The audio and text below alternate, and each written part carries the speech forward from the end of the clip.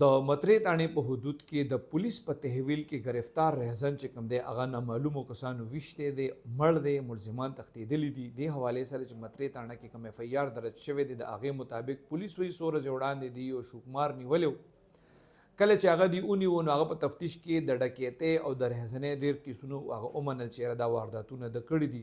پولیس وایي دی د موقع د نشاندهۍ دپاره دا ملزم چې کوم دی ځان سره بوتله وی په پولیس موبایل کې ځان سره کینولو په چکی روډ باندې دغه ندرن بایپاس ته روان کو چیرې کم ځای کې تا واردات کړی چې ملزم وښی.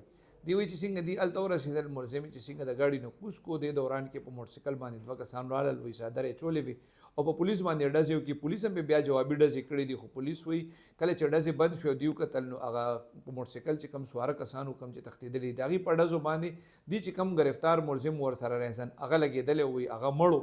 بیا د دغه کسانو دپاره دی پولیس بیا سرچ اپریشن هم شروع کړی دی خو هغه کسان چې کوم دي هغه تښتېدلي دي. څنګه چې ما تاسو ته ووایي د پولیس وینا دا ده چې کم کس دی گرفتار کړی نو هغه د شوکو او د ډکیتۍ په کیسونو کې دي ته مطلوبو او د نامعلومو کسانو په ډزو باندې لګېدلی.